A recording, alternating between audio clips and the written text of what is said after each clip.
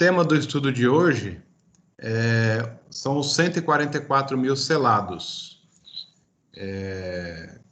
Todos vocês já ouviram falar desse número dos 144 mil que aparece no Apocalipse?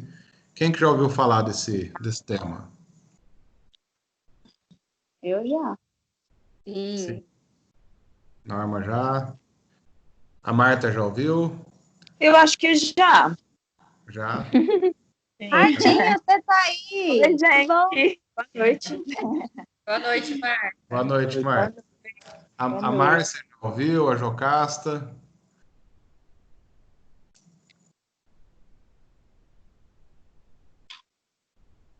Bom, se vocês não ouviram, então vão ouvir hoje, né?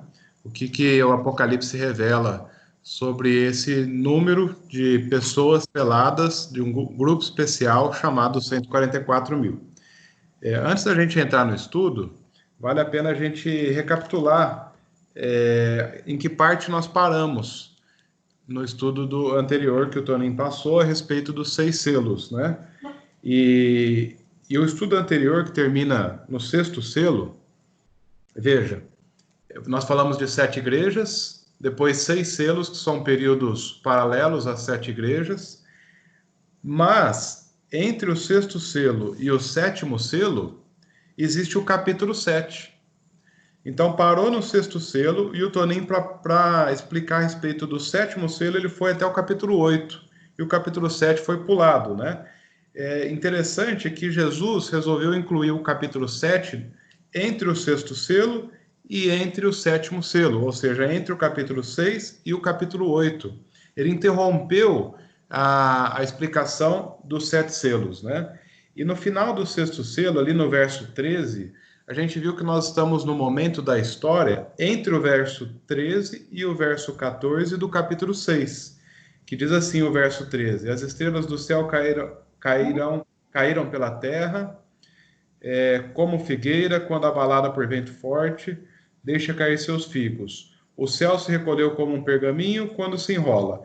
Então, quer dizer, nós vimos que o acontecimento do escurecimento do sol, da chuva das estrelas, já se cumpriu lá, né, entre os anos 1700 e 1800, mas o céu ainda não se recolheu como um pergaminho. Então, nós estamos no momento da história que nós estamos vivendo hoje, como o Toninho explicou na semana passada, entre o verso 13 e o verso 14. Mas continuando a leitura do finalzinho do capítulo 6, no verso 15, diz assim: os reis da terra, os grandes, os comandantes, os que se esconderam nas cavernas e nos penhascos dos montes, disseram aos montes e aos rochedos: caí sobre nós e escondei-nos da face daquele que se assenta no trono e da ira do Cordeiro, porque chegou o grande dia da ira deles. Quem é que pode suster-se? Então ficou uma pergunta. Entre os ímpios, eu vou compartilhar a tela aqui, tá? Entre os ímpios, quando vocês estiverem vendo a minha tela, vocês, por favor, me avisam.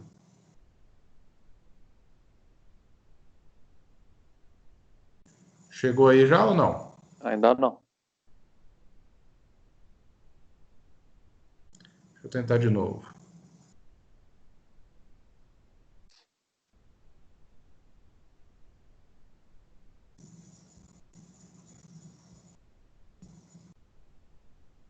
Vamos ver. Acho que agora vai, né? Agora foi. Pronto.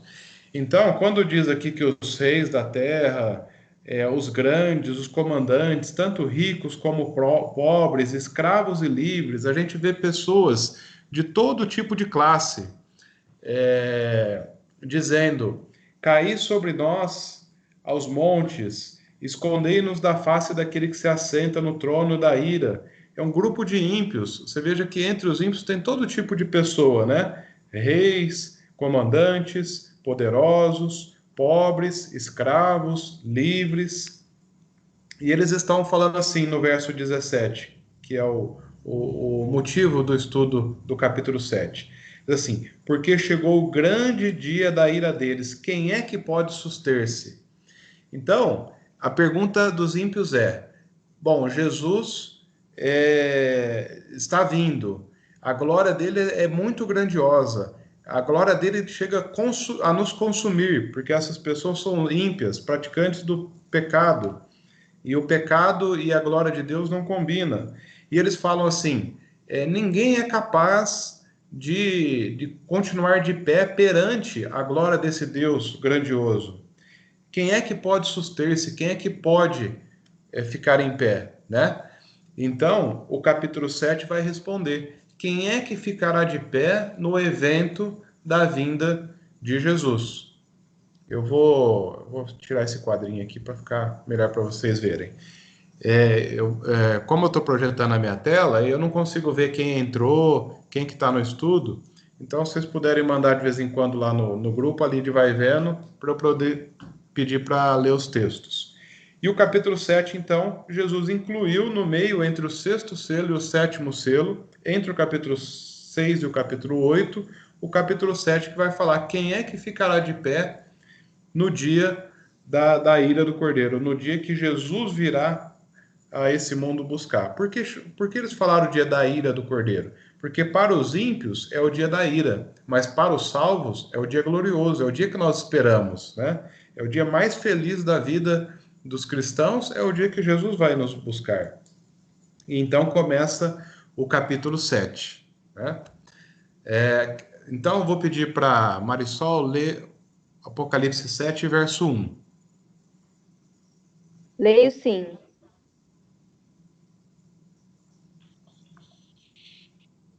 Depois disto, vi 4 anjos em pé nos 4 cantos da terra, conservando seguro os 4 ventos da terra, para que nenhum vento soprasse sobre a terra, nem sobre o mar, nem sobre árvore alguma. Obrigado, Marisol. Então, a figura aqui, 4 anjos. É claro que a Terra não tem canto, né? A Terra é redonda, mas está se referindo aos 4 pontos cardeais, né? Norte, sul, leste e oeste, segurando os ventos, os 4 ventos da Terra, para que nenhum vento soprasse, nem sobre o mar, nem sobre a terra, nem sobre árvore alguma. Nós vamos ver logo o que significa vento na profecia de Apocalipse, né? E a gente tem sempre reforçado que ninguém deve interpretar a Bíblia, e principalmente livros proféticos que usam muita simbologia, por si, pelo seu próprio entendimento, pelo seu próprio conhecimento. Quem tem que interpretar os enigmas bíblicos é a própria Bíblia. Só ela pode responder o que ela está querendo dizer. Mas 4 anjos segurando ventos e subiu. Agora vamos ver o verso 2 e o verso 3. Gostaria de pedir para a Lídia ler aqui o verso 2 do capítulo 7. E o 3. E o 3. Vi outro anjo que subia do nascente do sol, tendo o selo do Deus vivo, e clamou em grande voz aos 4 anjos, aqueles aos quais fora dado fazer dano à terra e ao mar, dizendo: não danifiqueis nem a terra nem o mar, nem as árvores, até selarmos na fronte os servos do nosso Deus. Veja, o verso 2 diz que 4 anjos estavam segurando os 4 ventos. E o verso 3, aliás, o verso 1 diz que os 4 anjos estavam segurando os 4 ventos. O verso 2 diz que subiu um outro anjo do nascente do sol, ou seja, do oriente, né? Tendo o selo do Deus vivo, e clamou em grande voz aos 4 anjos, aqueles aos quais foram dado fazer dano à terra e ao mar. A gente vê uma cena aqui, como os ímpios falaram, né? Para os ímpios é uma cena de ira do Cordeiro, e para os salvos é uma cena de justiça, porque aqueles que perseguiram os cristãos até aquele dia, naquele dia, Jesus fará justiça. Então, vamos entender o que significa esses 4 ventos. 4 anjos segurando os 4 ventos. Se a gente for lá em Jeremias 4, do verso 11 até o verso 13, eu vou pedir aqui para ver se a Jana pode ler para a gente. Jeremias, ele está depois de Salmos, Isaías, aí vem Jeremias. Oi, posso sim. Obrigado, Jana. Posso ler já? Pode ler. Você está com a Bíblia aberta ou você está Naqui- lendo na tela? Eu vou ler pela tela. Tá bom. Pode ser? Pode. Naquele tempo se dirá a este povo e a Jerusalém: um vento seco das alturas do deserto veio ao caminho da filha do meu povo, não para padejar, nem para limpar, mas um vento mais veente virá à minha parte. Agora, a continuação. Agora também eu pronunciarei juízos contra eles. Eis que virá subindo como nuvens e os seus carros como a tormenta. Os seus cavalos serão mais ligeiros do que as águias. Aí de nós, que somos assolados. Veja, então, o profeta Jeremias, ele está dizendo que ele teve uma visão, né, de um vento seco que vinha das alturas, um vento mais veemente que virá contra Jerusalém. Ele está dizendo, e depois ele usa aqui elementos de guerra, né, como com seus carros, como a tormenta, seus cavalos serão mais ligeiros do que as águias, ai de nós que somos assolados. Aqui o profeta Jeremias estava dizendo que viria um povo que invadiria Jerusalém e que iria fazer uma destruição em Jerusalém. E isso se cumpriu quando a Babilônia, lá por volta do ano 600 anos antes de Cristo, invadiu Jerusalém, porque o povo estava andando em idolatria e Deus mandava profetas para que eles se voltassem para os caminhos de Deus, e eles não se acertavam, e Deus então permitiu que uma nação pagã fizesse o seu povo de escravo por um período de 70 anos. Então, Jeremias está associando aqui vento com essa guerra, com essa invasão, né? Então, a palavra vento em profecia, a gente traduz ela como guerra. Então, contextualizando, diz que Jesus deixou escrito lá no Apocalipse, capítulo 7, né? E João teve a visão, que ele viu 4 anjos segurando os 4 ventos, ou seja, no momento que nós estamos vivendo hoje, ainda que exista maldade, ainda que exista tantas coisas ruins que a gente vê no mundo, Deus ainda está no comando, segurando a maldade, segurando parte dessa maldade para que ela toda não aconteça. Mas chegará um momento que Deus vai deixar o mal mostrar suas caras sem a sua intervenção, né? E nós vamos ver qual vai ser esse momento, né? Então, nesse exato momento, os anjos do Senhor estão segurando as guerras, segurando essa ação sem a limitação de Deus, essa ação do mal sem a limitação de Deus, sem Deus estar ponderando o mal. E diz que no verso, vamos avançar aqui, no verso 4, a Marta pode ler para nós? A Marta está aí no estudo? Tô. Posso ler o da tela mesmo? Pode. Esse que está aqui? Isso. Então, ouvi o número dos que foram selados, que era 144 mil, de todas as tribos dos filhos de Israel. Amém. Então, no verso 3, dizia que para eles não danificarem a terra, nem o mar, nem as árvores, até selarmos na fronte os servos do nosso Deus. E no verso 4, a Marta leu que então ouviu o número dos que foram selados, e era 144 mil de todas as tribos de Israel. Bom, então quer dizer que antes de Deus permitir que o mal haja sem a sua limitação, Deus primeiro vai selar um povo, chamado dos 144 mil, com um selo próprio, para que esse povo não sofra a ação do mal sem a sua limitação, né? Sem que Deus pondere a ação do mal.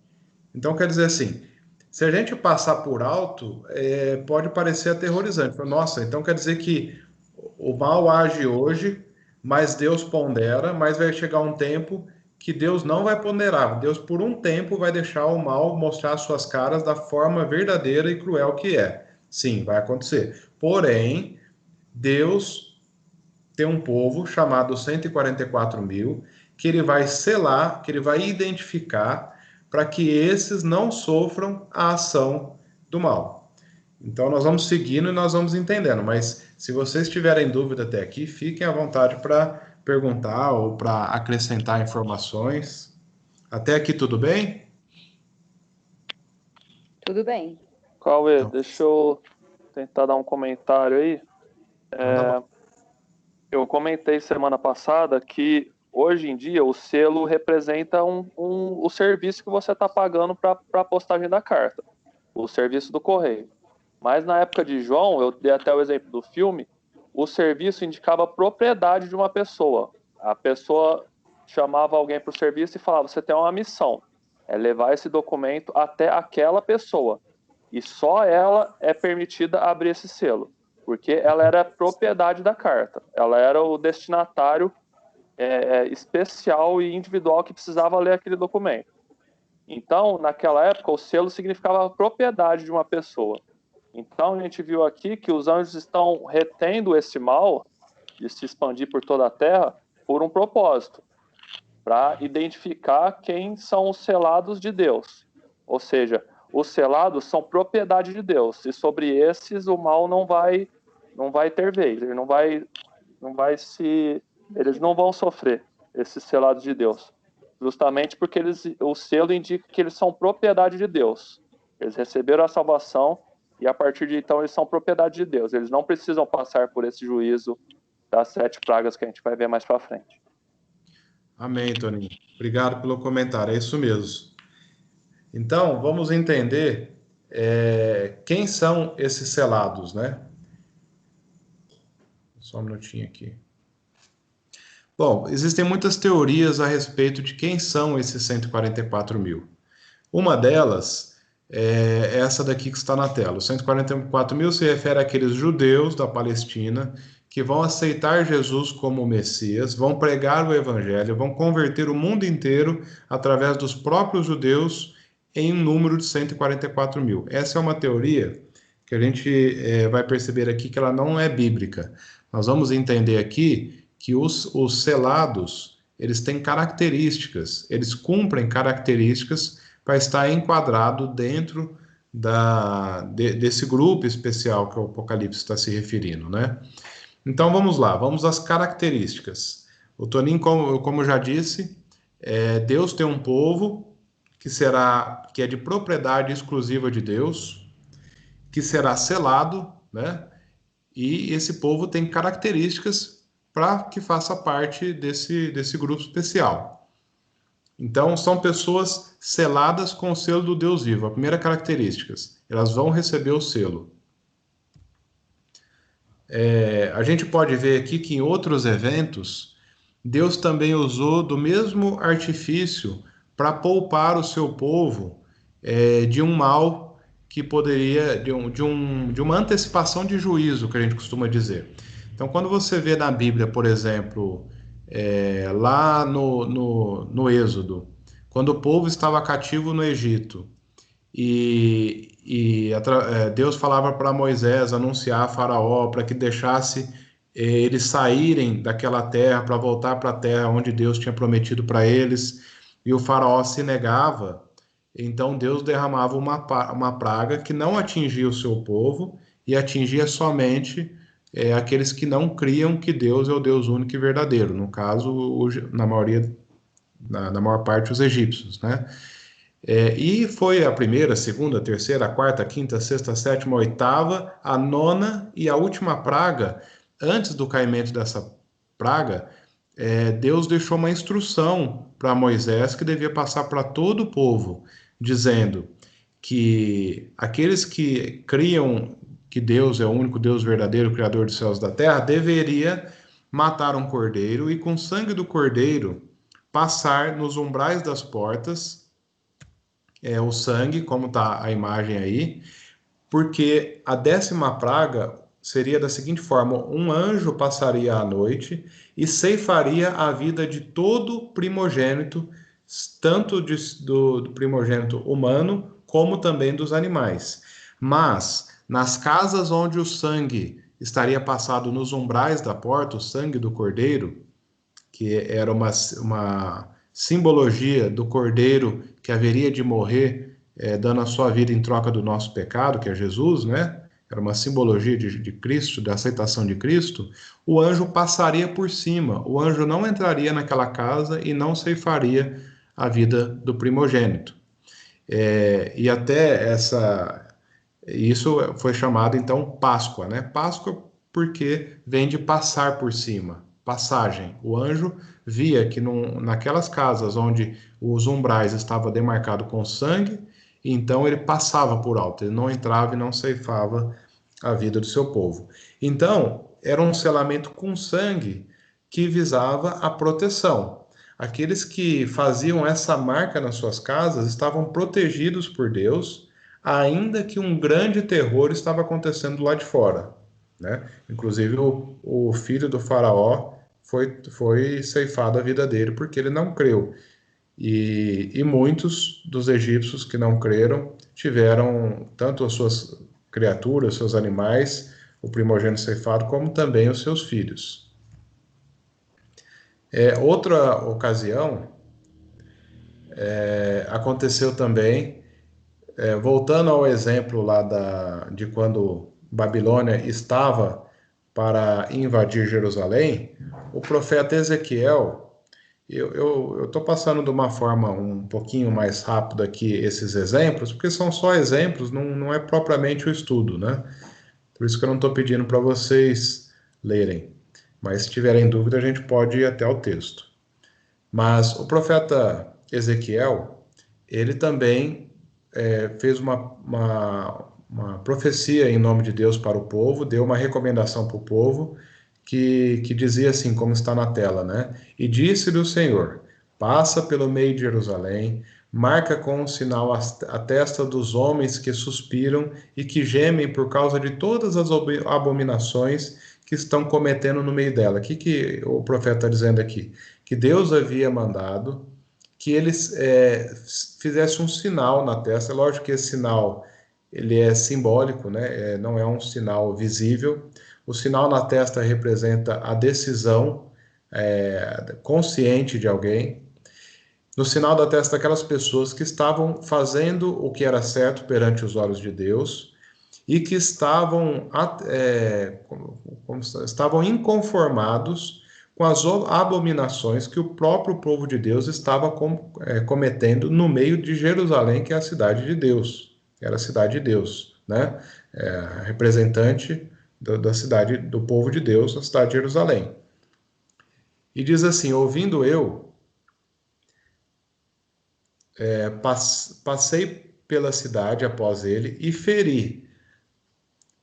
Não poupe o vosso óleo, nem vos compadeçais. Matai velhos, jovens, virgens, meninos e mulheres, até exterminá-los. Mas a todo homem que tiver o sinal, olha aqui a palavra-chave, Deus pediu para marcar com um sinal aquele que estava fazendo as coisas segundo a sua vontade. Aquele que estiver marcado com um sinal, não vos chegueis. E começai pelo meu santuário. E começaram pelos homens mais velhos que estavam diante da casa. Então, o que aconteceu? Quando a Babilônia invadiu a cidade de Jerusalém, não haviam somente pessoas que desonravam a Deus. Era a maioria, sim. E por isso que Deus permitiu chegar essa consequência a eles. Mas existiam pessoas que faziam a vontade de Deus. E a gente pode citar como exemplo Daniel e os seus 3 amigos, registrados lá no livro de Daniel, que foram levados cativos de Jerusalém para a Babilônia, mas chegaram lá, deram um excelente testemunho E muitos, ao verem o testemunho deles, desde a chegada, da alimentação que eles tinham, de como eles colocavam Deus em primeiro lugar na sua vida, das provações que eles passaram e tiveram as suas vidas poupadas por uma ação milagrosa de Deus. Exemplo como quando Daniel foi levado para a cova dos leões. Exemplo quando os 3 amigos não se prostraram diante da estátua de Nabucodonosor e foram jogados na fornalha. E todos esses casos Deus poupou a vida deles. Porque certamente Daniel e seus 3 amigos foram uma dessas pessoas que tiveram a marca de Deus para que não acontecesse mal com eles, para que eles não fossem mortos na ocasião da invasão da Babilônia. Por outro lado, existia um grande número de pessoas que não estavam fazendo aquilo que Deus pedia que fizesse, que estavam desonrando a Deus abertamente, por decisão, conscientemente, adorando falsos ídolos, falsos deuses, e que quando o rei Nabucodonosor mandou invadir Jerusalém, morreram nesse combate, nessa batalha. Mas aqueles que Deus havia selado ou colocado um sinal na sua fronte, que um sinal para nós invisível, era uma marca da obediência a Deus, esse sinal, né? Então Deus poupou a vida deles para que eles pudessem chegar em segurança na Babilônia. Alguém deseja comentar algo? Caso sim, fique à vontade. Então, novamente, eles foram selados. Um povo específico que fazia a vontade de Deus foi selado por Deus para que tivesse a sua vida poupada, né? Tiveram a proteção. O selo, mais uma vez, simbolizou proteção.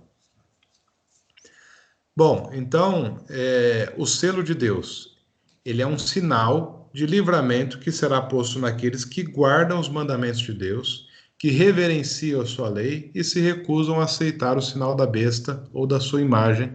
E mais para frente a gente vai esclarecer melhor o que é o sinal da besta e a imagem. Nós vamos focar nesse momento aqui no que é o sinal de Deus. A gente viu que em relatos passados, a obediência a Deus foi o que os permitiu serem selados e os protegeu. Tanto no caso da Babilônia, no caso de Jerusalém, quando foi invadido pela Babilônia, como também lá no caso do Êxodo, né, quando aquele povo estava cativo no Egito. E a gente pode citar também até no caso da Arca de Noé, porque Deus deu uma ordem a Noé para pregar a respeito que um dia viria um dilúvio e que aqueles que quisessem se salvar precisavam acreditar na pregação de Noé e entrar na arca. Infelizmente, todo mundo daquela época riu de Noé, não acreditou na orientação de Deus. E quando a arca foi concluída, eles entraram, Noé, a sua esposa, seus 3 filhos e as suas 3 noras, e todo o resto daquele povo que não creu na orientação de Deus ficou para trás. A porta da arca foi fechada e eles que creram, que obedeceram à vontade de Deus, foram salvos, né? Então, o sinal de Deus, ele tem a ver com obediência. E obediência a quê? Aos mandamentos de Deus. Nós vamos entender agora o que é verdadeiramente o selo de Deus que está registrado em Apocalipse, né? Podemos ler lá deixa eu ver, a Marta está aí para ler para a gente, Isaías 8,16. Estou aqui. Pode ler para nós, Marta, por favor? Posso. Liga o testemunho, sela a lei no coração dos meus discípulos. Obrigado, Marta. Então diz assim, ó. Liga o testemunho, sela, ó a palavra-chave, sela a lei no coração dos meus discípulos, né? Novamente, é uma associação do selo com a obediência à lei de Deus.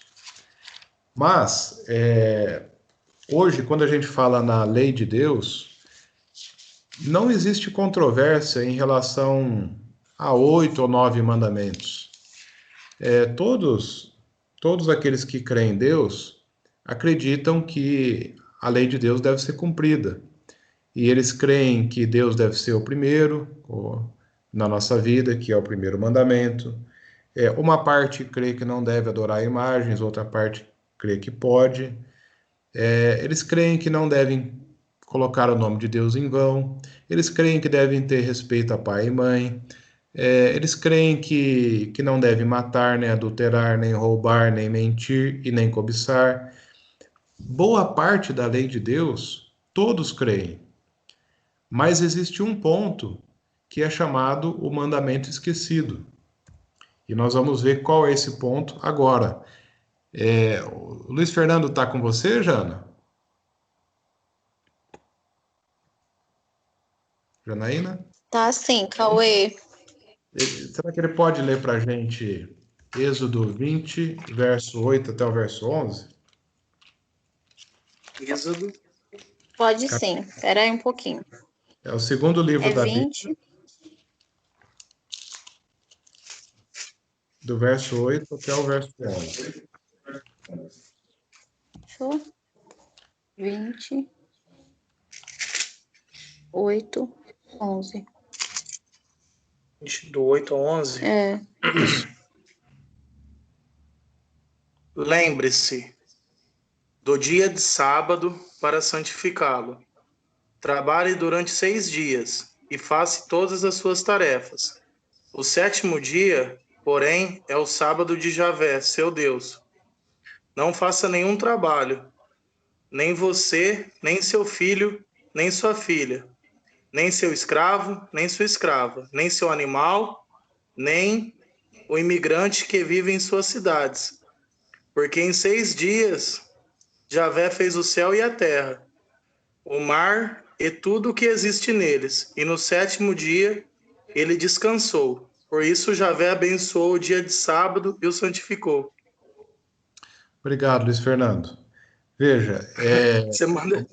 Você fez eu fazer essa leitura bem que eu vou trabalhar amanhã. ainda há tempo, Luiz Fernando. Que jeito! Então, obrigado, viu, Luiz Fernando? Então, veja, no selo de antigamente, bom, até nos selos de hoje em dia existem selos assim também, né? Os selos, eles tinham 3 principais elementos. Devia ter o nome do governante, devia ter o cargo ou a posição daquele governante, e deveria ter a jurisdição, que significa qual era o domínio dele. Vamos supor, se fosse um selo do presidente Jair Bolsonaro hoje, nesse selo deveria ter o nome dele, a função presidente e a jurisdição, o país Brasil, vale por todo o Brasil. Se fosse um selo do governador do estado de São Paulo, o nome do governador, a função governador e a jurisdição, estado de São Paulo. E é interessante porque o 4º mandamento é o único mandamento que cumpre os 3 requisitos de um selo, que tem o nome, a função ou cargo e a jurisdição. Vamos ler de novo o verso 11. Diz assim, ó, que o Luiz Fernando leu. Porque em 6 dias fez o Senhor. Ou seja, aquele que fez é o Criador, o Senhor. Então, tem o nome do Senhor, Deus. Ele fez, ele é o Criador, ou é a sua função, né? É o seu cargo. E continuando diz, fez os céus e a terra, o mar e tudo que neles há. Ao 7º dia descansou, por isso abençoou o Senhor o dia de sábado e o santificou. E qual é a jurisdição dele? Os céus e a terra. No 4º mandamento, é o único mandamento que diz que Deus fez e que a sua função como Criador, que ele é o Deus e que a sua jurisdição é os céus e a terra. O 4º mandamento, ele cumpre os 3 requisitos de um selo da época que foi escrito a Bíblia, né? Que tinha essas características. E existem selos até hoje dessa forma. Existem mais evidências de que o sábado é o selo de Deus para os 144 mil? Vamos ver. E algumas pessoas podem dizer assim, né? Mas isso não é o Antigo Testamento. No Novo Testamento Isso não mudou? Quando Jesus morreu na cruz, por acaso os mandamentos não foram deitados por terra? Como é que é isso? Então vamos ver um texto do próprio Jesus falando a respeito disso, que está em Mateus 5, verso 17 e 18. A Marisol pode ler para nós, Marisol? Posso sim. Acho que eu vou ler ali. Sobre. Não cuideis que vim destruir a lei ou os profetas. Não vim abrogar, mas cumprir, porque em verdade vos digo que, até que o céu e a terra passem, nem um jota ou um tio jamais passará da lei, sem que tudo seja cumprido.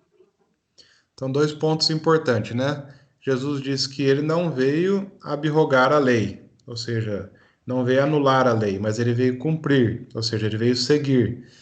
E ele fala também que até que céus e terra se passem, nem um jota, nem um tio jamais passará da lei, sem que tudo se cumpra, né? Seja cumprido. Então, céus e terra ainda não se passaram. Então, Jesus está dizendo para nós aqui no Novo Testamento que a lei ainda é válida. E volta a dizer, né? Ninguém nunca questionou a lei dizendo que, não, hoje em dia a gente pode matar, pode roubar, pode adulterar, é tudo normal. Nada disso a gente precisa respeitar. Não, todo mundo sabe que essas coisas a gente tem que respeitar. Mas o sábado é chamado de um mandamento esquecido, tanto que o começo do mandamento começa dizendo, lembra-te, né? Por que precisa ser lembrado? Porque seria um mandamento esquecido. Seria um mandamento que a tradição mudou e que as pessoas seguiram a tradição em vez de seguir a Bíblia. Então, tem mais evidências de que o sábado seja o sinal, seja o selo. E a gente pode ler Ezequiel 20:20. A Márcia, acho que está no estudo, Norma. né? Tem a Norma também. Ô, Norma, Oi. depois que a Márcia lê para a gente Ezequiel 20:20, você lê o 20:12, por favor? De Ezequiel também? Isso, Ezequiel também. Mas se a Márcia Tá. puder ler para a gente o 20:20.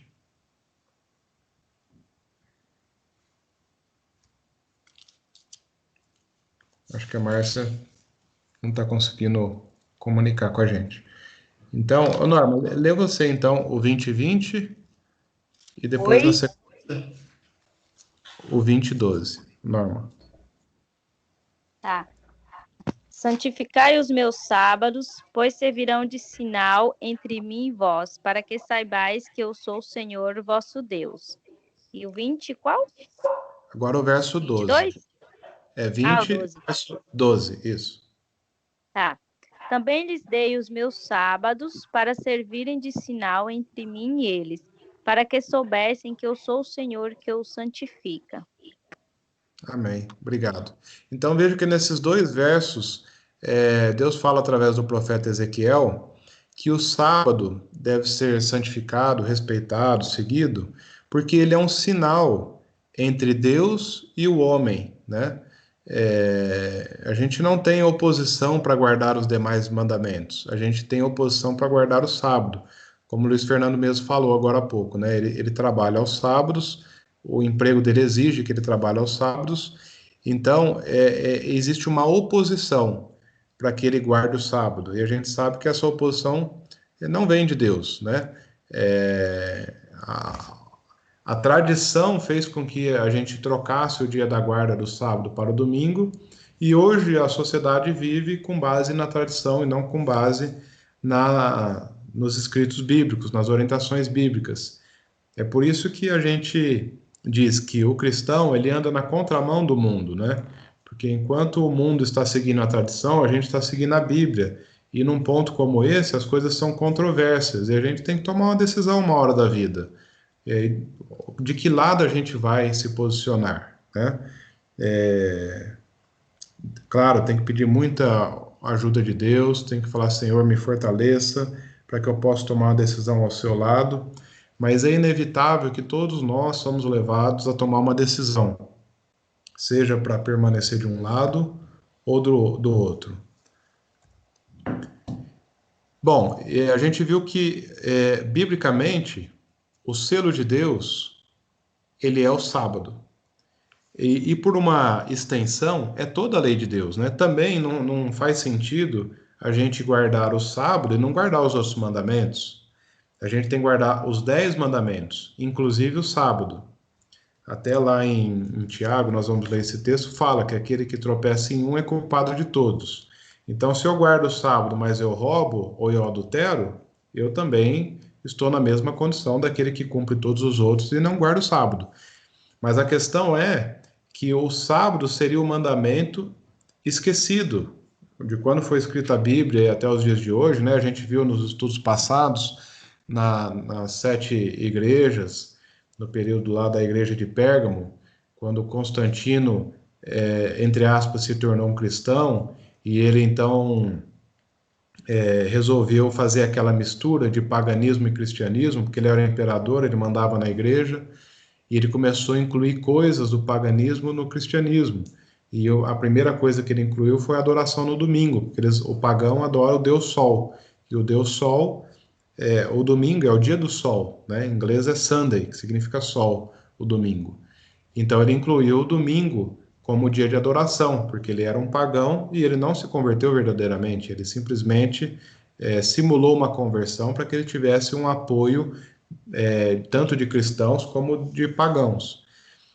E, infelizmente, depois a igreja adotou isso como o dia sagrado, mas não com base bíblica, mas com base na alteração que um ser humano fez, e um ser humano que não tem, nenhum ser humano tem autoridade para mudar a Bíblia, né? Aqui tem esse livro aqui é uma tese doutoral desse doutor chamado Samuel Bacchiocchi, alguma coisa assim se fala o nome dele.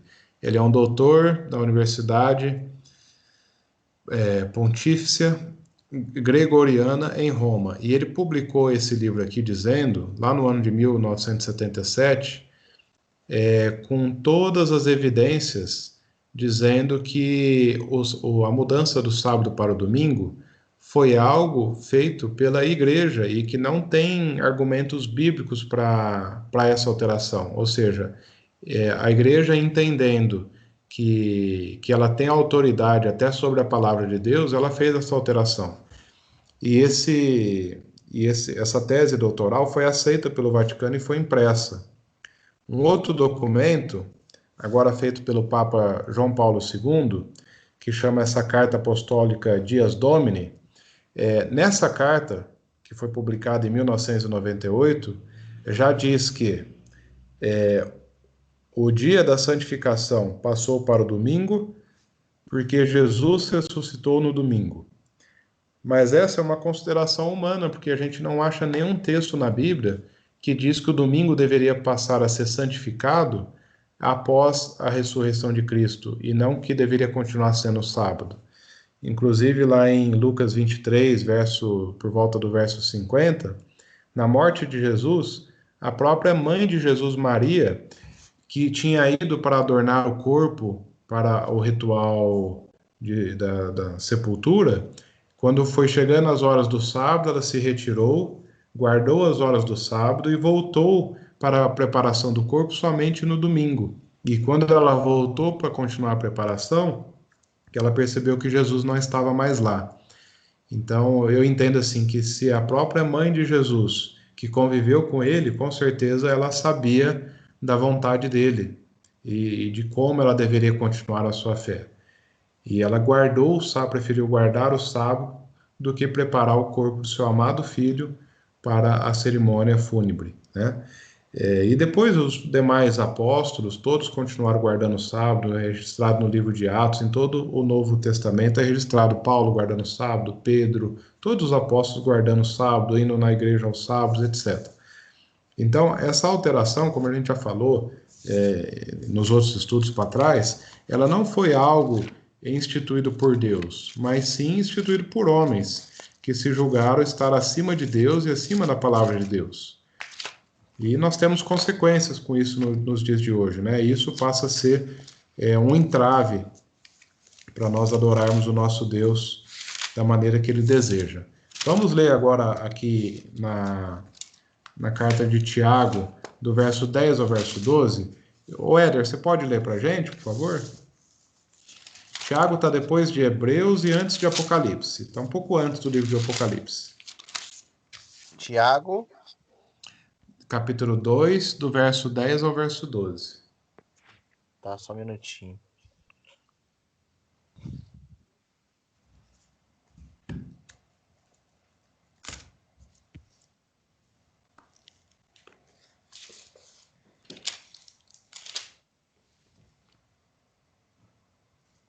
Dez ao 12, né? Isso.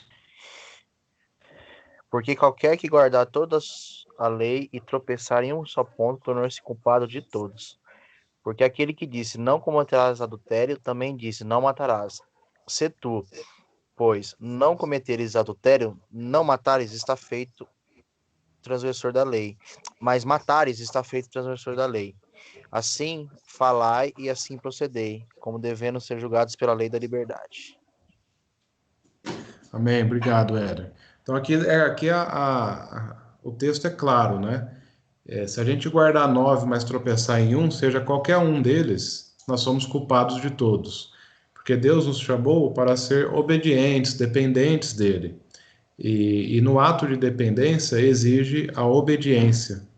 E até o pecado entrou no mundo porque houve desobediência, né? Lá no Éden, Adão e Eva tinham uma lei muito clara. Deus falou assim, ó, de todas as árvores do jardim vocês podem comer livremente, mas apenas da árvore do conhecimento do bem e do mal, dela vocês não comereis e nem chegareis perto dela.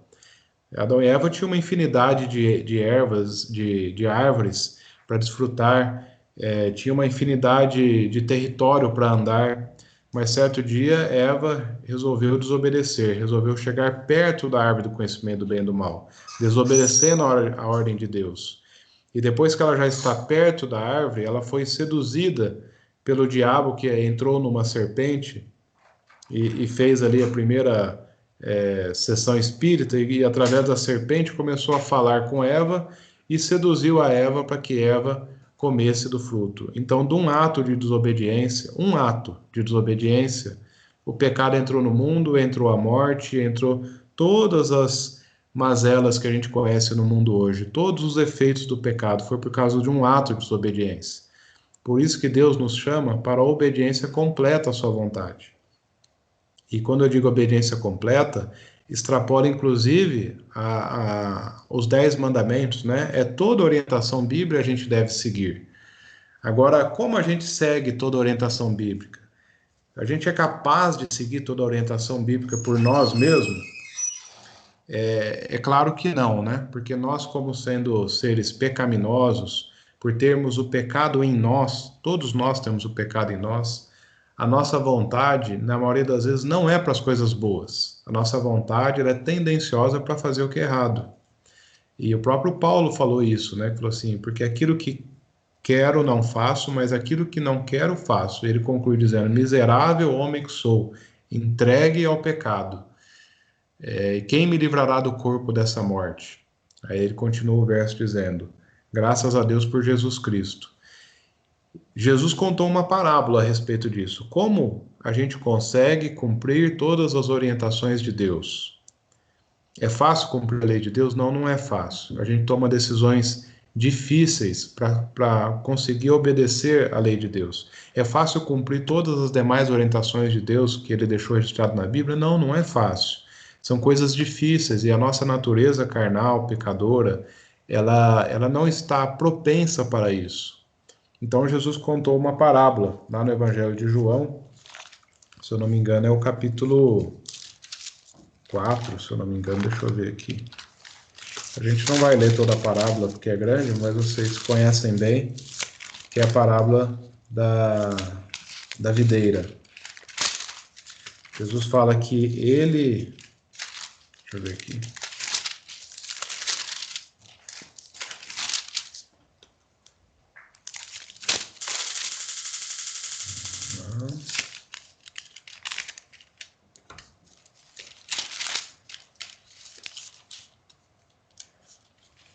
Ô, Toninho, você me ajuda a achar aí onde está a parábola da videira no Evangelho de João? Eu estou procurando aqui também.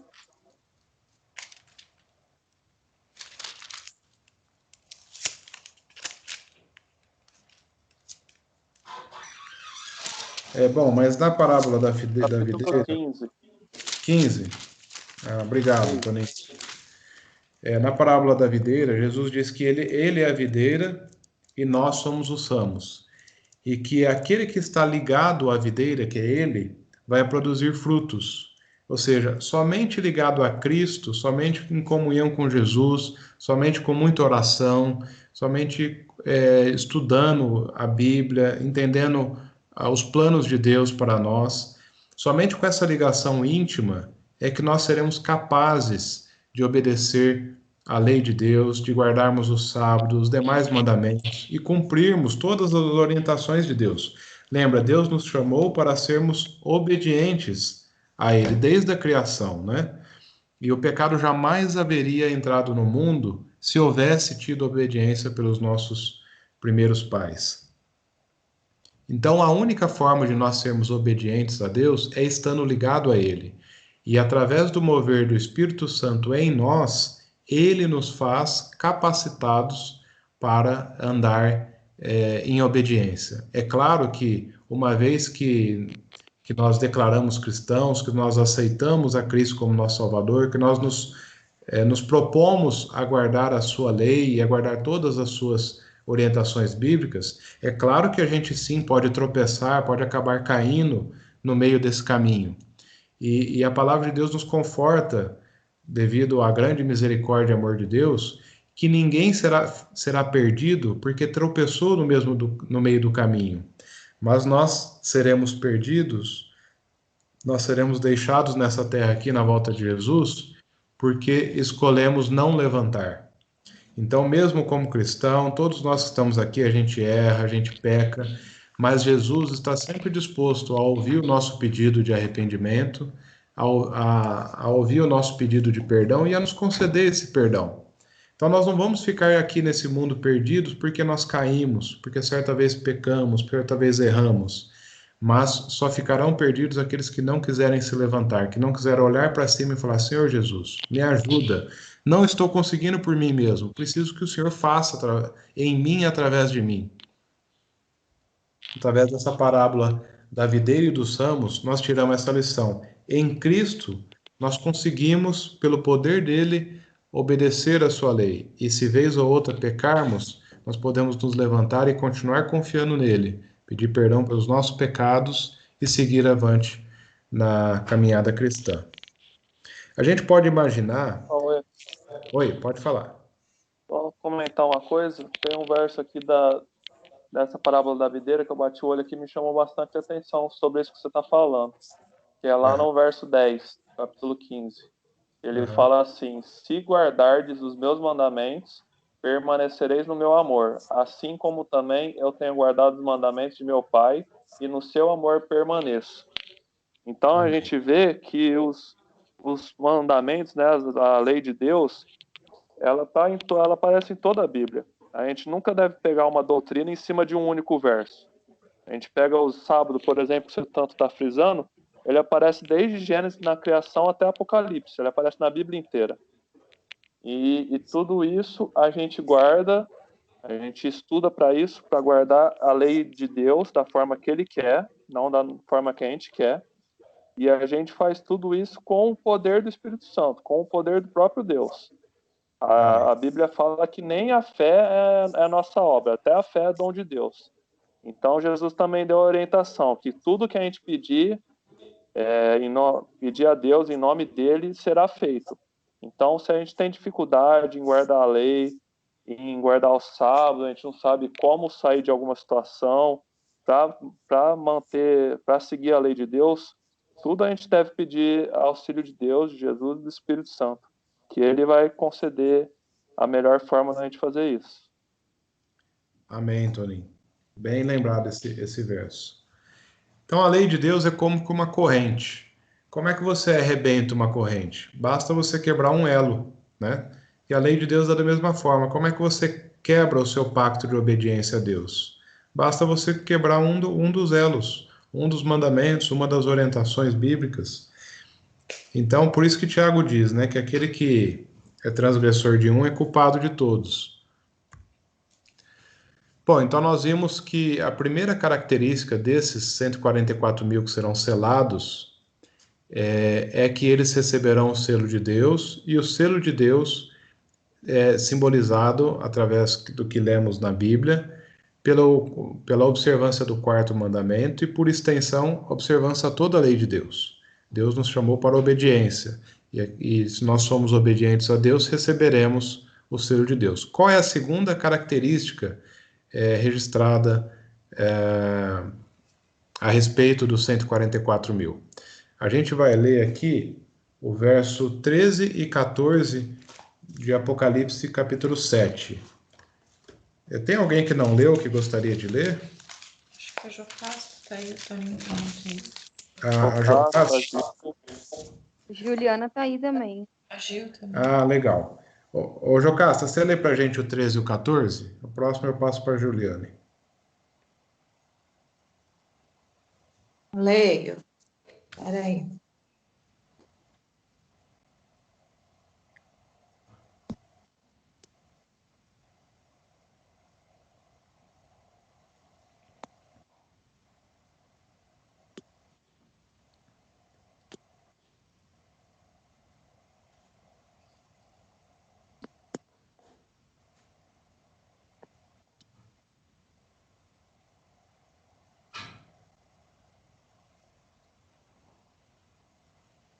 Então, um dos anciões me perguntou: quem são estes que estão vestidos de branco e de onde vieram? Respondi: Senhor, tu o sabes. E ele disse: esses são os que vieram da grande tribulação, que lavaram as suas vestes e alvejaram no sangue do Cordeiro. Amém. Obrigado, Jô. Então diz que esses 144 mil, eles vieram da grande tribulação. É a segunda característica, né? Podemos ver lá em Daniel 12, a Juliane pode ler para a gente, Daniel 12, capítulo 1. Posso sim. Estão me ouvindo? Estamos te ouvindo. E naquele momento, e naquele tempo se levantará Miguel, o grande príncipe, que se levanta a favor dos filhos do teu povo, e haverá um tempo de angústia, qual nunca houve, desde que houve nação até aquele tempo. Mas naquele tempo livra-se-á o teu povo, todo aquele que for achado escrito no livro. Amém. Então, está dizendo que esses 144 mil, eles vieram de uma grande tribulação. Conforme a gente falou no começo do estudo e também no estudo passado, esse tempo de angústia, essa grande tribulação, qual nunca houve, nós ainda não chegamos nesse tempo, né? Ele está no futuro. Chegará um momento, e que nós vamos estudar mais a respeito disso no capítulo 13, onde a lei de Deus ela vai ser alvo, já está sendo nos dias de hoje, mas não da forma que será no futuro. Será colocado, nós teremos que tomar uma decisão de se nós vamos seguir a lei de Deus ou a lei dos homens. E aquele que resolver seguir a lei de Deus e não seguir a lei dos homens, será proibido de comprar, de vender, será proibido de negociar. E um pouco depois desse período, haverá aquilo que a gente chama de fechamento da porta da graça, ou seja, quando Jesus deixará de fazer intercessão pelos ímpios, deixará de existir a oportunidade da conversão. Quando Jesus sair do santuário celestial e não ministrar mais em favor da oração, na sequência desse momento, começarão a cair as pragas. E quando as pragas começarem a cair, já não haverá mais tempo para arrependimento, porque o tempo de graça já se encerrou. E essa grande angústia, essa grande tribulação, ela vai ocorrer por dois motivos. Uma, porque os cristãos vão ser perseguidos, porque Deus está derramando a sua ira, porque existe um povo que não está seguindo a lei dos homens, que continua sendo rebelde, e na verdade esse povo está seguindo a lei de Deus, né? Esse povo está sendo rebelde à lei dos homens, mas está sendo fiel à lei de Deus. Então, aqueles que optaram por seguir a lei dos homens, perseguirá aqueles que optaram por seguir a lei de Deus. E esse vai ser uma das angústias, né? Um motivo da angústia. Mas lembremos que Deus já haverá selado o seu povo, e esse povo será protegido pelo próprio Deus. Nesse tempo de angústia, o mal não terá ação física, não terá poder para matar, destruir, nem fazer nada de mal com o povo de Deus, porque eles já foram selados, já foram protegidos. Assim como lá no Egito, o anjo do Senhor passou por alto sobre as casas daqueles que passaram o sangue no umbral da porta, esses que receberam o selo de Deus, esses que passarão pelo tempo de angústia, também não sofrerão mal algum da ação do mal, porque Deus protegerá de uma forma sobremaneira, de uma forma sobrenatural. Uma angústia é devido a isso, e a outra angústia é devido que eles não sabem ainda se eles foram selados ou não. Eles vão ter eles não, né? Nós, vamos falar nós. Todos nós teremos a dúvida, será que nós fomos julgados como salvo ou como perdido? A dúvida da salvação será outro motivo de angústia.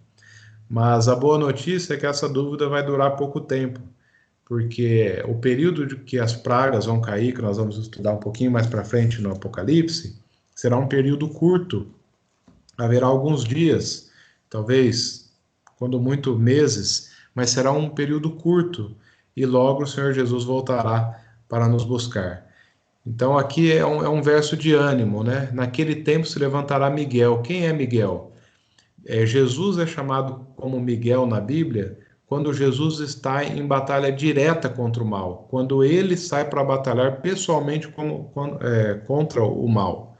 E diz que se levantará Miguel, o grande príncipe, que se levantará em favor dos seus filhos, do teu povo, e haverá um tempo de angústia, qual nunca houve, desde que houve nação até aquele tempo. Mas naquele tempo, livrar-se-á o teu povo de todo aquele que for achado escrito no livro da vida. Ou seja, quem está escrito no livro da vida? Os salvos. E quem serão os salvos na ocasião da volta de Jesus, quando Miguel vai se levantar? Serão os 144 mil. Serão essas pessoas que... Oi, pode falar. Oi, só sobre os selados, né? Lembrando que esse selo não vai ser algo visível, né? Tem a ver com o caráter mesmo da pessoa, né? Dos selados, eles vão ser identificados por meio do caráter, do posicionamento deles, não se render às leis humanas e permanecer fiel à lei de Deus. Não vai ser algo que vai estar visível nas pessoas, colocado nas pessoas. Né? Sim, é isso mesmo, Norma. Assim como no caso lá de Jerusalém, né? Profetizado por Ezequiel. Aqueles que eram fiéis, eles receberam o selo, mas não foi um selo visível, mas era a marca da obediência que vinha através da decisão deles, decisão tomada na mente. Então, o selo colocado na testa, na fronte, ele se refere à nossa decisão, uma decisão racional, consciente que tomamos de seguir a Deus, né? Não é um selo, algumas pessoas acreditam a respeito de chip, no passado falava-se de código de barra. Não, a Bíblia não fala disso. A marca, o selo, o sinal, como vimos, é a obediência. E ela é invisível aos homens no que se refere a demarcações, mas ela é visível aos homens no que se refere ao testemunho que estaremos dando, né? E Deus... Cauê, pode falar. eu tenho uma dúvida, porque os salvos no total são esses 144 mil? Ou nessa época que você está se referindo? Quem que está falando é a Marta? É. A Márcia ou a Marta? Marta. A Marta. Marta. Oi, Marta. A sua pergunta é muito boa e a gente vai responder ela. Nós vamos ver aqui no estudo, acho que já é o próximo. Bom, a gente vai chegar nela. Mas de antemão, 144 mil não é o número total dos salvos. Nós cremos que é um número muitas vezes superior a essa. E também não é o número de salvos que haverá vivos na ocasião da volta de Jesus. Como o Apocalipse é um livro simbólico, esse número chamado de 144 mil, que até o final do estudo eu vou explicar com detalhes, mas só antecipando, é um número também simbólico. E existe um motivo porque é exatamente esse número, 144 mil, que até o finalzinho do estudo eu vou te esclarecer com mais detalhes. Mas já de antemão eu falo, é um número simbólico. A quantidade de salvos que haverão na ocasião da volta de Jesus é muito maior do que isso. E até no verso, se você puder ler o verso 13 do capítulo 7 para nós, o 13 não, o verso 9. Verso 9 do capítulo 7. Depois dessas coisas olhei, e eis aqui uma multidão, a qual ninguém podia contar, de todas as nações e tribos e povos e línguas que estavam diante do trono e perante o Cordeiro, trajando vestidos brancos e com palmas nas suas mãos. Amém. É só o Obrigado. 9. É só o 9. Veja, no verso 4 que a gente lê, João falou assim: ouvi o número dos que foram selados e era 144 mil de todas as tribos dos filhos de Israel. Então, no verso 4, ele falou: ouvi. Jesus revelou para ele, ele ouviu que o número era 144 mil. Mas no verso 9, quando ele já vê essa grande multidão na sua visão, que já estava no céu, ele fala: depois dessas coisas eu vi. Agora ele viu, ele não ouviu. Agora ele pôde ver e contemplar. E eis grande multidão que ninguém podia enumerar. Veja que ele fala que ninguém podia enumerar. Se fosse possível enumerar, se fosse 144 mil literal, poderia enumerar, né? Mas ele está falando aqui que ninguém podia enumerar, de todas as nações, tribos, povos, línguas, em pé diante do trono do Cordeiro, vestidos vestiduras brancas, com palmas nas mãos. E aqui também nos dá segurança em crer que aquela tese de que os 144 mil são os judeus que vivem na Palestina, que crerão no Messias e evangelizarão todo mundo, e eles serão os 144 mil de Apocalipse, porque aqui fala que os 144 mil diz que é de toda nação, tribo, povos e línguas. Então, ou seja, são pessoas espalhadas por todo o mundo que optaram ser fiéis a Deus e colocar Deus em primeiro lugar e pela fé obedecer ao Senhor, contando com a ajuda de Deus para conseguir realizar esse feito, né? Então aí, Marta, até o finalzinho a gente vai abrir um pouco esse número, 144 mil, mas é um número simbólico, tá? O número de salvos na ocasião da morte de Jesus.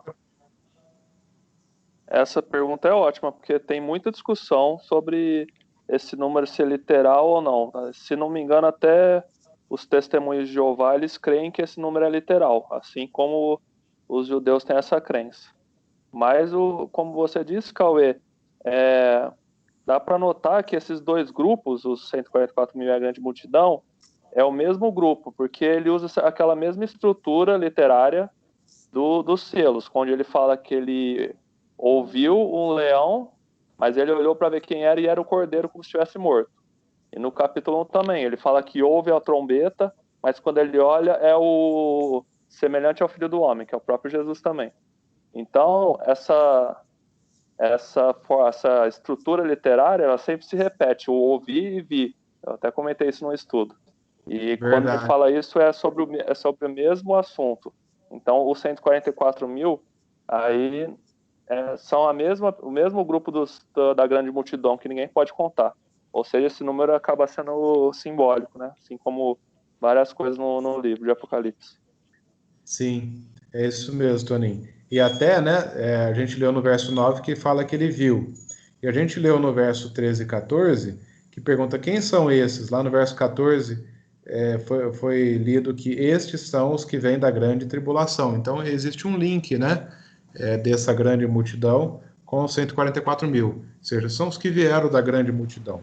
Dá licença, Cauê. Então, Boa noite, Cauê. boa noite. Quem está falando? É a Lu, a mãe da Gil. Ah, oi, como é que vai, irmã? Tudo bem? Tudo bem com vocês?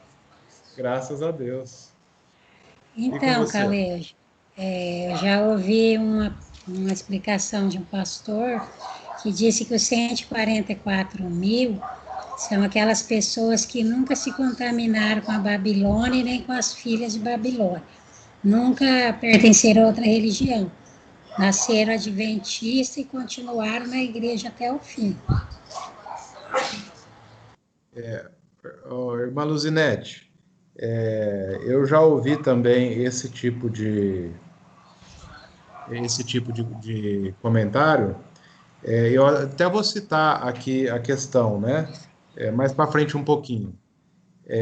Mas assim, essa não é a posição da Igreja Adventista, tá?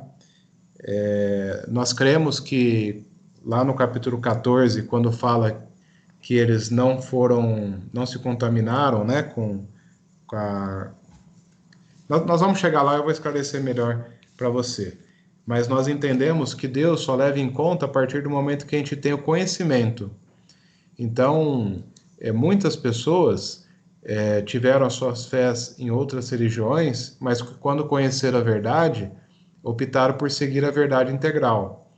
E Deus vai levar em conta a partir do momento que a pessoa teve conhecimento. Agora, aquelas pessoas que tiveram conhecimento, mas chegaram a aceitar a verdade completa, mas saíram da igreja, foram para outras igrejas, tentaram outras denominações, outras crenças religiosas, aí eu penso que se aplica isso que o pastor comentou, né? Porque se contaminou depois de ter tido o conhecimento. Mas eu entendo que essa característica, ela vale também para aquelas pessoas que tiveram as suas fés em outra religião, mas que quando conheceram a verdade, aderiram à verdade e viveram na verdade até o fim. Então, não sei se esclareci, mas eu vou falar com mais detalhes mais para frente. Ô, Cauê, então eu fico feliz, né? Porque eu me tornei adventista, eu já tinha 22 anos. Então eu posso estar entre os 144 mil, né? Com certeza. Ah, Todos obrigada. nós que estamos, todos nós que estamos aqui no estudo e todo mundo que existe vivo no dia de hoje poderá estar entre os 144 mil se somente tomar uma decisão ao lado de Deus e perseverar até o fim. Obrigada. Amém. Obrigado E pela todos pergunta, foi querem muito boa. fazer parte, né? É? Todos querem fazer parte desses 144 mil, né? É a nossa Com esperança. certeza. E Amém. aqui no verso 14, só complementando, aqui no verso 14, fala que esse grupo, ele lavou a sua vestidura e alvejou no sangue do cordeiro. Ou seja, Essa é a condição, né? e tem um outro capítulo mais para frente, que eu não vou lembrar o verso e o capítulo, que fala que esse grupo, ele segue o cordeiro por onde que ele vá, para onde quer que ele vá. Então, Sim. são duas condições que resumem esse povo selado. Eles aceitaram a salvação em Jesus, eles lavaram suas vestes, e a partir daquele momento eles procuraram seguir Jesus por onde quer que ele fosse, seguir todos os ensinamentos de Jesus, né? Tá lá no capítulo 14, verso 4, Toninho, que nós vamos ler daqui a pouquinho. Esse verso que você falou. Então, a primeira característica, tem o selo de Deus, ou seja, a marca da obediência, do sábado e, por extensão, toda a lei de Deus. Passarão pela grande tribulação, ou seja, estarão vivos na ocasião da volta de Jesus. Não foram pessoas que viveram e morreram na fé, não, serão pessoas que estarão vivas na ocasião da volta de Jesus. E terceiro ponto, lavar as suas vestes no sangue do Cordeiro, ou seja, apoiar a sua salvação na justiça que há em Cristo e não na sua justiça própria, ou seja, confiaram em Jesus a sua salvação, né? Como até o Toninho já disse aqui, que ele até leu o verso 14 novamente, né? Esses são os que vieram da grande tribulação e lavaram as suas vestes e as branquearam no sangue do Cordeiro. Essa expressão lavar as vestes no sangue do Cordeiro significa aceitar a justiça de Jesus na nossa vida. Alguém não leu aí que gostaria de ler para nós? 1 João 1,7? Ô Toninho, aproveita e lê para a gente. Vou ler assim. Só um minutinho. Mas, se andarmos na luz como ele na luz está, temos comunhão uns com os outros, e o sangue de Jesus Cristo, seu Filho, nos purifica de todo pecado. Amém. Então, o texto é claro, né, que o sangue de Jesus nos purifica de todo pecado. Por isso que a Bíblia fala que eles lavaram as suas vestes no sangue do Cordeiro. A nossa veste é uma veste suja, imunda, suja pelo pecado que habita em nós. Mas quando nós vamos a Cristo, nos entregamos a Cristo, a nossa veste é lavada pelo sangue do Cordeiro. E é interessante que o sabão é vermelho, né? O sangue do Cordeiro. Mas a veste fica branca, branca como o caráter de Cristo, branco como a glória de Jesus e branco como a justiça perfeita de Cristo. Amém. Que todos nós possamos lavar as nossas vestes no sangue do Cordeiro e ter a nossa condição vista por Deus como justos. Amém. Pelos méritos de Cristo, não pelos méritos nossos. Então essas são 3 características. Existem mais duas características que eu quero ler com vocês. Abra lá em Apocalipse 14,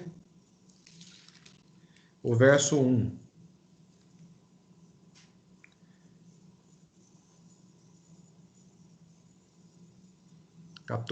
Verso 1.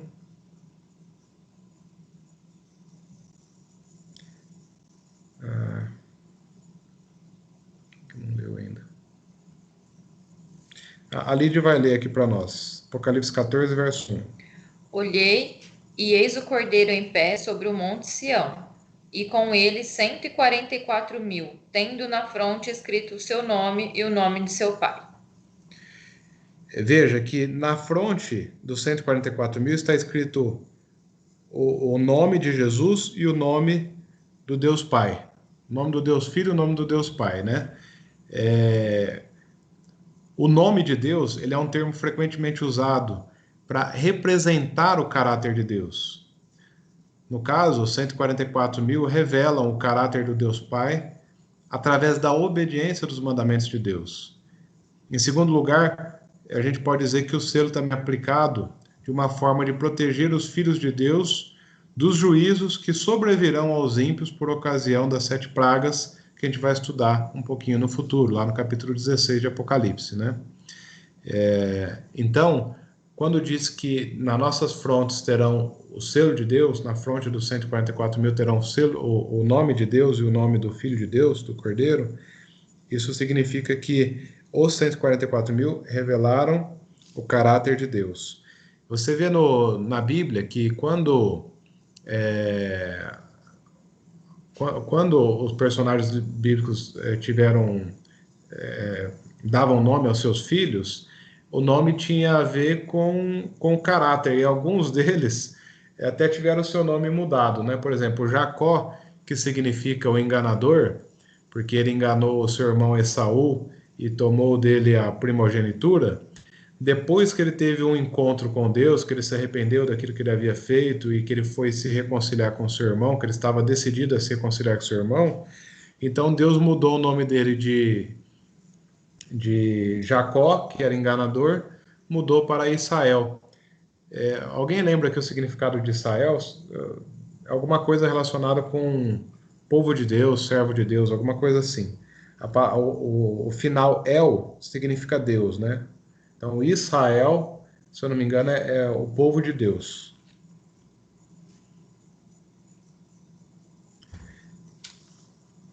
Agora, esse número, conforme foi perguntado, será que ele é literal ou ele é simbólico? Conforme nós já dissemos, né?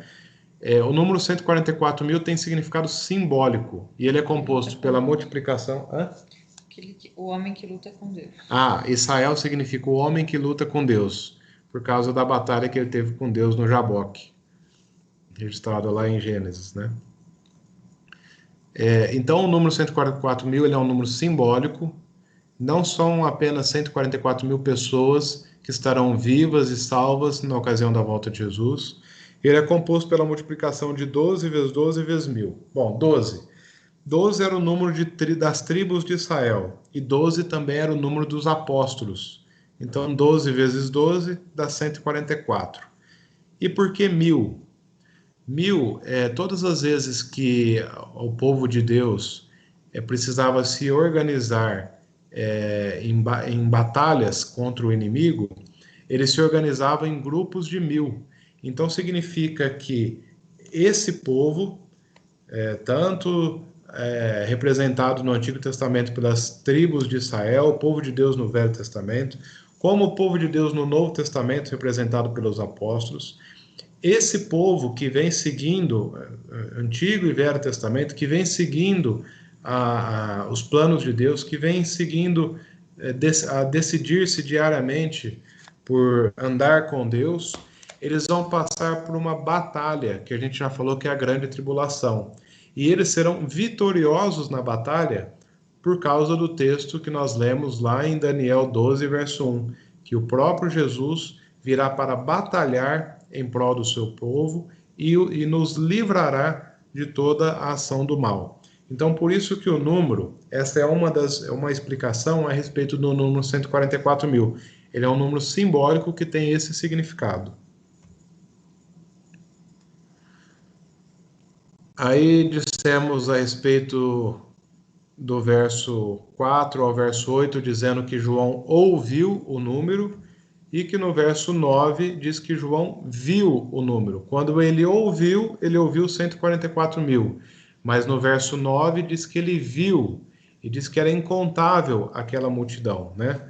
A grande multidão que ninguém podia enumerar, que são os salvos da última geração de crentes.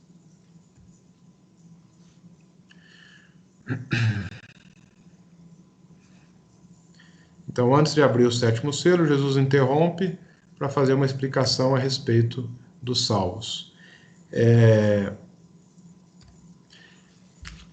Nós seremos salvos eternamente. E, de repente, a palavra eterno, eternidade, a gente não consegue processar na nossa mente, né? Porque nós temos uma mente finita. Então, quando tentamos imaginar aquilo que é infinito, parece que extrapola a nossa condição de raciocínio. E eu vejo muito claro isso quando eu tento imaginar o universo, porque o universo fala que é infinito. Aí você expande a sua mente no planeta Terra. Não é infinito, eu consigo ver o planeta Terra. Aí você se lembra, não, mas não tem só o planeta Terra. Existem os outros planetas dentro do sistema solar. Existe o Sol, a Lua, os demais planetas dentro do sistema solar. Você fala, bom, então no término desses demais planetas, então está o fim do universo. Não está o fim do universo. Dentro da galáxia que que o planeta Terra está, existem outros sistemas solares e outras órbitas de planetas, alguns conhecidos pelos astrônomos, alguns não conhecidos. E no total da nossa galáxia existem aproximadamente 200 milhões de estrelas ou planetas, 200 milhões de estrelas ou planetas dentro somente da nossa galáxia, que é conhecida como Via Láctea.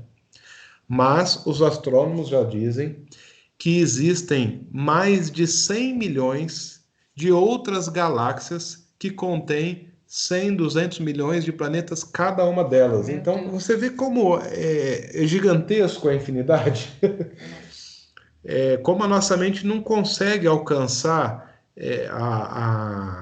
aquilo que é ilimitado. A gente só consegue enxergar aquilo que está entre parênteses, entre limites, entre cercas, né? Entre paredes.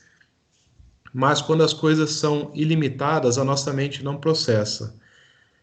Mas então, quando a gente fala de vida eterna, quando a gente fala que Jesus vai nos buscar para uma vida eterna, a gente deve começar a pensar. Eu costumo fazer o exercício assim. Bom, vamos imaginar que aqui no planeta Terra eu vou viver no máximo 100 anos. Pode ser que 80, 70, pode ser que 105, não sei. No máximo 100 anos, eu diria. Meu avô morreu com 96, então tenho chance de chegar lá. Mas vamos supor que na eternidade, então, eu fosse viver 1000 anos. Bom, 1000 anos é 10 vezes o que eu vivi aqui no planeta, que parece que é muito. 100 anos parece que é muito. Não, mas a eternidade não foi prometida 1000 anos. Bom, então vamos imaginar 10.000 anos. Nossa, 10.000 anos é muita coisa. São 100 vezes aquilo que eu posso viver aqui nessa Terra. Não, mas a eternidade não foi dita que são 100.000 anos. Bom, então vamos pensar 1 milhão de anos.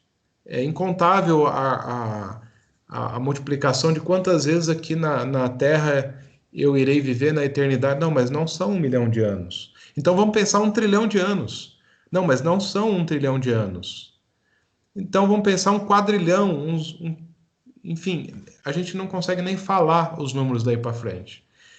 Então, quando a gente é colocado a tomar uma escolha, a tomar uma decisão na nossa vida, o que acontece, e o que aconteceu comigo já muitas vezes, é que eu só consigo olhar os dias que eu vivo hoje.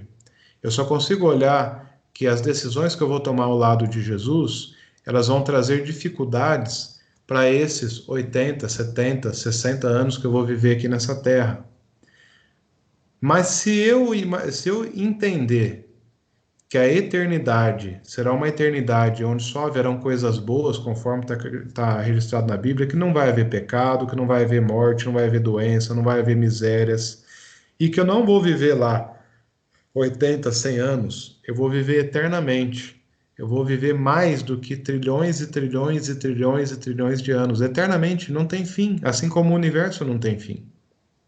Então, se eu coloco isso na balança, eu falo assim, bom, ainda que eu tivesse que perder o emprego, ainda que eu tivesse que sofrer dificuldades, ainda que eu tivesse que sofrer discriminação, ainda que eu tivesse que sofrer perseguição, até mesmo por aqueles que me amam, a minha própria família, ainda, a balança da eternidade sempre vai estar pendida, mais pesada. Porque tudo isso que a gente pode vir a passar aqui, por escolher a Cristo, por andar na contramão do mundo, não significa absolutamente nada se comparado àquilo que a gente vai viver na eternidade. E essa é uma forma que eu gosto de pensar. Eu falo assim, Senhor, existe algo difícil para eu cumprir daquilo que o Senhor me pede? E quando eu coloco essas duas coisas na balança, eu falo, não, o Senhor é muito misericordioso. O Senhor é misericordioso porque o Senhor não exige de mim a perfeição, porque eu não sou capaz de cumprir. O Senhor exige de mim a obediência, o desejo de obedecer, o desejo de apoiar a minha fé em Ti, o desejo de colocá-lo em primeiro lugar e confiar que pelo Teu poder, pelo Seu mover, o Senhor me fará competente para Te obedecer, me fará forte para Te obedecer. Ainda que exista tribulação, ainda que exista perseguição, ainda que exista anseio de morte, o Senhor me fará forte. Então o Senhor me pede algo que quem me ajuda a cumprir é o Senhor mesmo. Eu volto à pergunta, existe algo difícil que Deus deixou registrado na Bíblia a cumprir? Se nós entendermos que quem dará o poder para cumprir será Ele, e não vem de nós esse poder, e que de nós vem apenas a decisão, o posicionamento. E quando a gente olha para aquilo que a gente vive hoje e para aquilo que a gente vai viver na eternidade, que a gente coloca essas coisas na balança, não existe nada, queridos amigos, irmãos, que seja difícil, suficiente para nós escolhermos ficar com esse mundo. Na ocasião da volta de Jesus, bom, nos dias de hoje só existe 2 grupos, salvos e perdidos. O sábado, no dia de hoje, não é um selo de Deus. Ainda não é um selo de Deus. Podemos imaginar que nós estamos no processo do selamento, mas ele ainda vai se avançar. A questão não é o sábado, a questão é a obediência. E quando a gente fala de obediência, obediência a todas as coisas que Deus nos orientou. E eu não posso olhar o sábado como um ponto fora da obediência que Deus nos orientou. O sábado faz parte. Eu não posso ter preconceito contra esse mandamento. Eu não posso ter preconceito contra nenhum outro mandamento. Então, queridos, o estudo aqui dessa noite abençoada de sexta-feira, que podemos dizer que já estamos no sábado, de acordo com o horário bíblico, é justamente para nos fazer refletir o que é que está nos impedindo de chegar a Deus. O que estiver nos impedindo, entrega nas mãos de Deus. Dê um passo de fé. Confia que Deus vai mover a seu favor. A promessa de Deus é que aqueles que forem fiéis a Ele que vai proteger Não diz que cada um vai ser responsável por sua proteção. Jesus vai sair do seu trono no céu e vai vir a essa terra batalhar contra o mal por nós todos que aceitarmos ser fiéis a Deus. Nós precisamos confiar nessa promessa e precisamos apoiar a nossa fé em Deus, e não no trabalho, e não na aceitação social, e não se as pessoas vão gostar ou não vão gostar. E outro ponto, quando nós nos posicionamos a Deus, até essas pessoas que vão nos perseguir, que no meu caso me perseguiram, pessoas que eu amo, pessoas da minha família, amigos, muitos fazem piadinha comigo até hoje, mas eu não os recrimino, porque eu já fiz piadinha com eles no passado também, com outros crentes, mas eu continuo tentando dar um bom testemunho para que um dia eles se cansem de fazer piada e passem a acreditar naquilo que nós procuramos pregar e que nós procuramos viver. Então saiba que quando você se posiciona ao lado de Deus, você não está salvando apenas a sua vida, mas você está dando oportunidade de salvar a vida de todos aqueles que estão ao seu redor, que nunca tinham pensado naquela decisão que você tomou, estar ao lado de Cristo sem reservas. Aceite-se ser revestido pela justiça de Cristo. A nossa justiça é um trapo de imundícia, mas Jesus, ele é capaz de limpar as nossas vestes, de nos tornar ao ponto que ele chama de santos, porque agora o que vale não é a justiça nossa, mas a justiça de Cristo em nossa vida. Nós estamos no finalzinho dos tempos desse mundo que nós estamos vivendo. Nós já estudamos as 7 igrejas, os 7 selos, e hoje um estudo especial que revela quem é que estará de pé no dia da volta de Jesus. Aqueles que receberam o selo de Deus, marcado pela obediência do 4º mandamento e por extensão de todas as coisas da lei, aqueles que apoiaram a sua salvação em Cristo Jesus, porque só Ele é justo o suficiente para nos justificar, e aqueles que passaram pela grande tribulação. Então, queridos, é momento de tomarmos decisão. Nós não temos tempo para ficar pensando, quando isso acontecer eu faço, quando isso eu faço. Lembra da parábola da videira que Jesus contou. A gente tem que ir a Jesus e Ele vai fazer. É como um enfermo, uma pessoa que está com câncer, falar assim que eu me curar, eu vou procurar um médico. Não é possível, a gente não é capaz de se curar. A gente tem que procurar o médico para que sejamos curados. E o pecado habita em nós e é um vírus terrível. E o único antídoto para esse vírus chamado pecado, que nos leva à morte e morte eterna, é Jesus. Se a gente não for a Jesus, a gente não tem como se consertar. É uma grande ilusão que o inimigo, o diabo, coloca na nossa mente assim: não, você está muito sujo para ir a Jesus. Você precisa resolver a sua vida para ir a Jesus. Olha quanta coisa errada você faz na sua vida. Esse tipo de afirmação, esse tipo de acusação não vem de Deus. Esse tipo de acusação vem do diabo, que fica tentando distanciar a nossa ida a Jesus. Fica colocando no nosso pensamento que nós somos indignos de ir a Jesus. Mas Jesus falou nos evangelhos que ele não veio para curar os sãos, ele veio para curar os enfermos.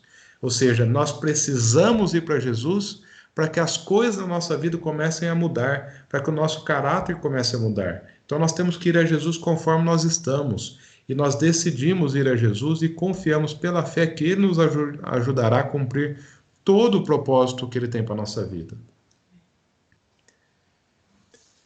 E com essas palavras encerro o estudo de hoje. Se alguém quiser fazer um comentário ou quiser fazer ainda uma pergunta, está aberto para todos. Amém.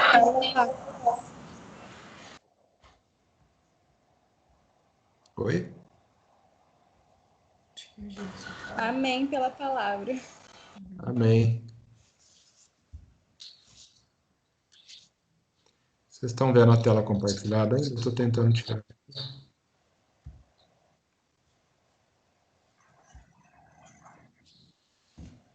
Algum comentário? Senão faremos então uma oração e nos despediremos de todos.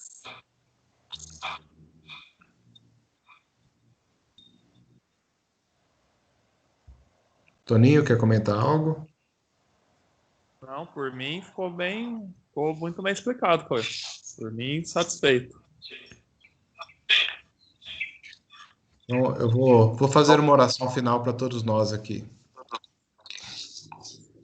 Senhor Deus de amor, primeiramente nós queremos te agradecer por esses momentos especiais que o Senhor nos concede, a bênção, a oportunidade de estudar a tua palavra. E estudar e aprender de ti, Senhor Deus, nesse momento que temos liberdade para isto ainda. Sabemos que um dia não teremos mais essa liberdade, não teremos mais essa facilidade da tecnologia, não teremos mais essa oportunidade de estar conversando livremente sobre as tuas coisas, sobre o teu reino, sobre a tua vontade. Mas o Senhor tem concedido um tempo de graça, Senhor Deus, para que nós possamos conhecer e para que possamos nos decidir. O Senhor não voltou ainda nos dias de hoje, porque o Senhor é longânimo e o Senhor está tendo paciência, porque o Senhor quer que todos se salvem. E o Senhor também não pediu nada para nós que fosse além da nossa capacidade de cumprir, porque o Senhor se colocou à disposição para trabalhar nas nossas vidas e para nos fazer forte. E como disse Jesus, que tudo aquilo que nós pedíssemos, Ele nos concederia. Então, Senhor, por favor, ajuda cada um de nós a cumprirmos os teus propósitos, a nos entregarmos por completo e sem reserva, Senhor Deus, a darmos menos atenção para esse mundo de pecado que nós vivemos e darmos valor àquilo que realmente importa, a eternidade, lembrarmos da balança que pesa incessantemente do lado da eternidade, e que por isso exige, Senhor Deus, que nós tomemos nota, que nós tomemos conhecimento, que nós tomemos decisão dos tempos que nós estamos vivendo, e que nós precisamos nos colocar hoje diante de Ti e pedir que o Senhor transforme cada um de nós no dia de hoje. E sabemos, Senhor, que essa não é uma transformação que acontecerá de uma única forma, num único dia. Todos os dias nós precisamos pedir que o Senhor nos transforme. Então faça essa obra na nossa vida, Senhor, de todos nós. Ajude cada um de nós. Abençoe cada um de nós, para que todos sejamos salvos, para que nós estejamos, Senhor Deus, entre os 144 mil, no dia da volta de Jesus, de pé, confiando a nossa justiça na justiça de Cristo e não na nossa. Que nós passaremos pela grande tribulação firmes e confiantes em Ti, e que nós receberemos o selo do Deus vivo, como como a consequência da nossa obediência a Ti. Senhor, perdoe os nossos pecados até os dias de hoje. Esteja conosco e abençoe todos nós e a nossa família, e que o nosso testemunho arraste uma multidão para o céu, Senhor. Nos ajude nisso também. É no nome dele, Santo Sagrado Jesus, que nós pedimos e agradecemos. Amém. Amém. Amém. Amém. Amém. Obrigado, Cauê. Foi ótimo. Obrigada, viu, gente? Amém. Obrigada, viu, Cauê, pelas palavras. Amém. Deus seja louvado. Deus seja louvado. A palavra dele é que é maravilhosa.